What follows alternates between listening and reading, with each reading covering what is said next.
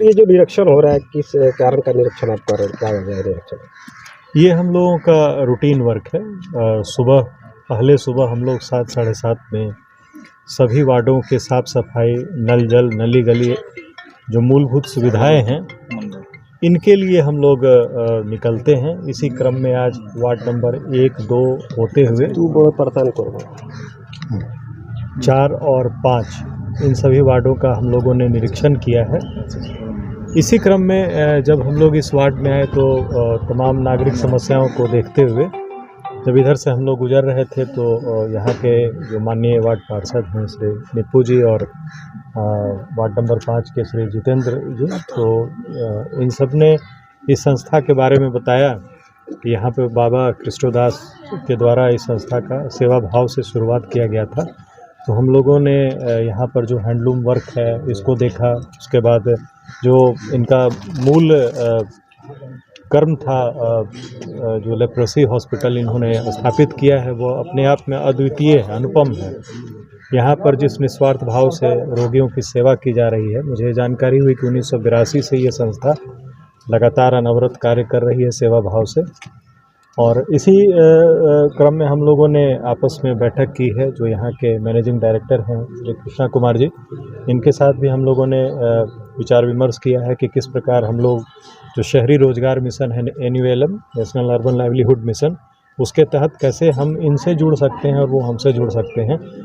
और हमारा जो मिशन चल रहा है NULM का, वो यहाँ से लाभ ले और ये जो संस्था है जो इतना अच्छा कार्य कर रही है उसका हम लोग भी कुछ उनको प्रोवाइड करा सकें। तो यहाँ पर हम लोगों ने कोई आउटलेट खोलने की बात की है, जहाँ हम लोगों की जो आसन्न बोर्ड की बैठक है वहाँ पर भी हम लोग रिजोल्यूशन लेने का प्रयास करेंगे, जिसके तहत हम लोगों से जो बन पड़ेगा वहाँ हम लोग मदद करेंगे। दूसरा, एडिशनल डायरेक्टर सोशल सिक्योरिटी अभी कुछ दिन पहले आई थी, उनका पत्र भी हम लोगों के पास आया था, जिसमें यहाँ पर जो रोगी हैं उनको स्वरोजगार के साथ साथ अगर नगर पालिका के माध्यम से किसी प्रकार का कार्य दिया जा सके तो हम लोग इसके लिए भी विचाररत हैं। हम लोग बहुत जल्दी यहाँ के लोगों को स्वरोजगार और नगर पालिका के रोजगार से जोड़ने का प्रयास करेंगे। नगर परिषद की तरफ से समर्थन किया जाए? बिल्कुल, नगर परिषद हमेशा इसका समर्थन करेगी।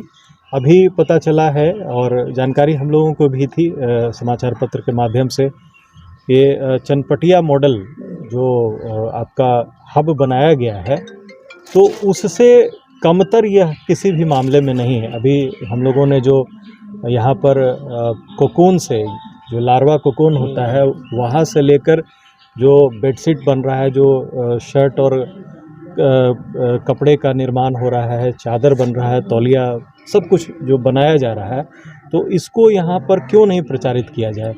एक हम लोग NULM और नगर पालिका के तत्वाधान में एक एग्जीबिशन भी ऑर्गेनाइज कराने का प्रयास करेंगे, जिससे इनका प्रचार प्रसार हो।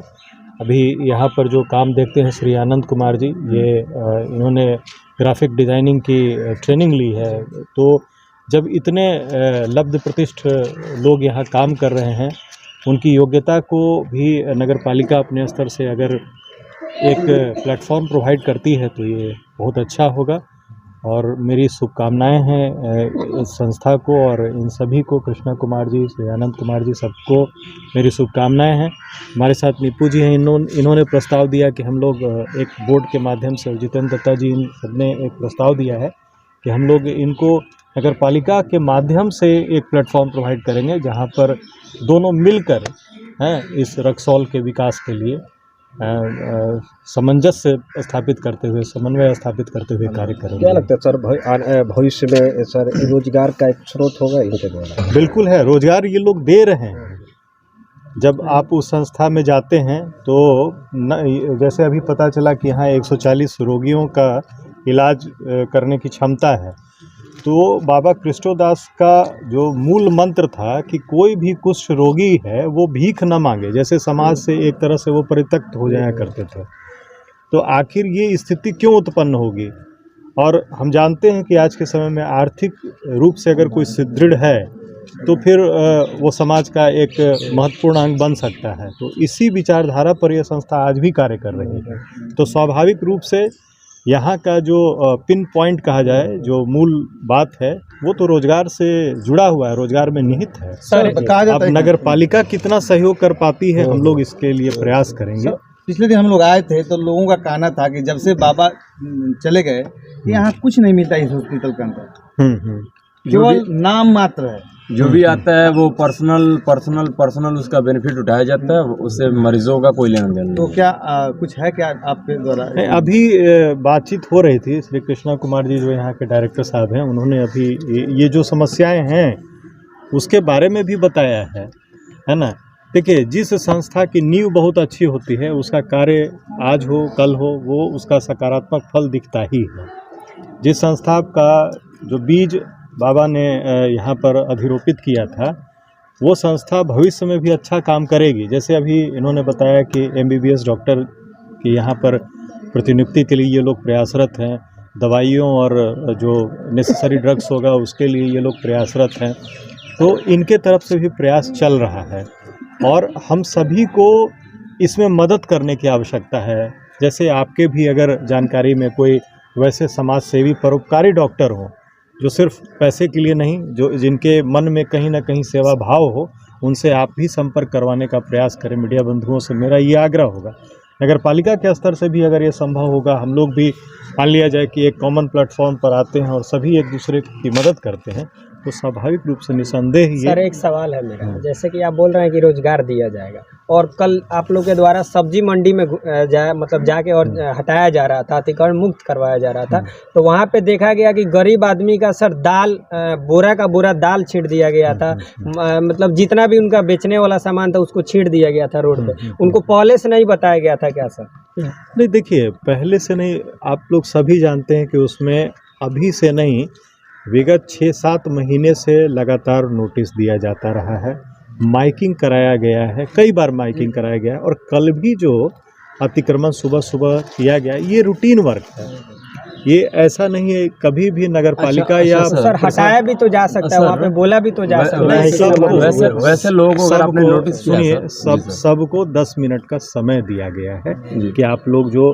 अच्छा, एक बात बताइए, रोजगार का ये मतलब नहीं है कि हम सारे जो स्थल है उसको अवरुद्ध कर दें, आवागमन के साधन को वहाँ पर अपने तरफ से परेशानी में डालें, ये भी देखना हम लोगों का काम है। बिल्कुल सर, वो हमारा फर्ज है, लेकिन उससे पहले मैं जानना चाहूँगा कि क्या आपने कोई ऐसी जगह उन लोगों को दिया है जहाँ वो अपनी सब्जी मंडी लगा सकें? सब्जी मंडी की जगह नहीं, देखिए जी, ऑलरेडी वहाँ शेड बना हुआ है, ऑलरेडी दुकान है।